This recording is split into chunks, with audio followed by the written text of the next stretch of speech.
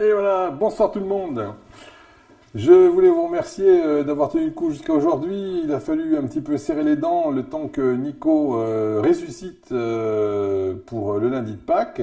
Le seul petit problème, c'est qu'en fait, sa dose, il l'a prise le jeudi et donc j'aurais dû faire un petit peu plus attention au moment où je donnais mon médicament, ce qui lui aurait permis de mourir le vendredi pour ressusciter le lundi. Ah, il est déjà en train de réagir là-bas. Ah, ok, alors encore mieux, il l'a prise le lundi, me dit-il. Donc on a eu quand même une semaine d'aggravation sur une petite 30 CH d'une saleté qui s'appelle Nux vomica et que vous allez avoir le plaisir de découvrir ce soir. C'est un tellement grand remède que je vais être obligé de vous le faire en deux morceaux. Il y aura donc Nux vomica première partie, puis seconde partie.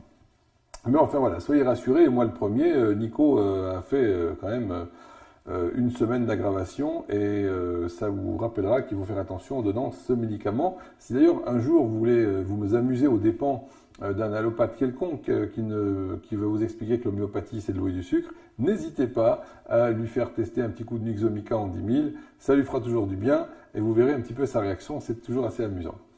Alors, si vous permettez ce soir, Nico va nous ajuster, je pense, un petit peu la diapo. Nuxomica, c'est un énorme remède. C'est un médicament immense et ce qu'on va faire, évidemment, ça va être un petit peu, je dirais, d'effleurer ces grandes indications.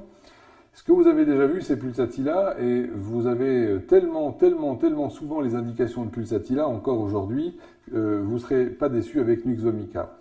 Le Nuxomica, c'est probablement le médicament le plus courant, le plus classique, le plus évident dans la société que nous vivons, qui va être caractérisé par le stress à outrance, le besoin d'être tout le temps sur la brèche, de courir, de faire tout très vite, ce qui génère chez n'importe qui un état qui va être redevable de Nuxomica.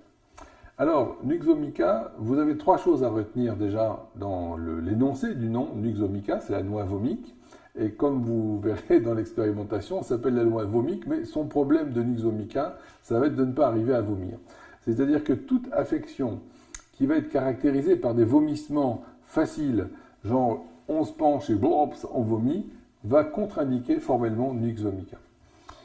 Le deuxième point qu'il faut garder en tête quand on parle de Nuxomica, c'est la strychnine. Le principe actif de Nuxomica, c'est l'alcaloïde qui s'appelle donc la strychnine, et qui est un médicament qui a une action très puissante sur les muscles, où il va provoquer des contractions. Et on verra que la strychnine se retrouve dans beaucoup des membres de la famille des Loganiaceae.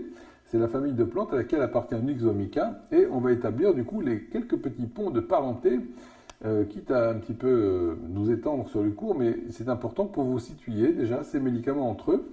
Donc Nuxomica est une Loganiaceae, Ignatia est une Loganiaceae, et Gelsemium est encore une autre Loganiaceae.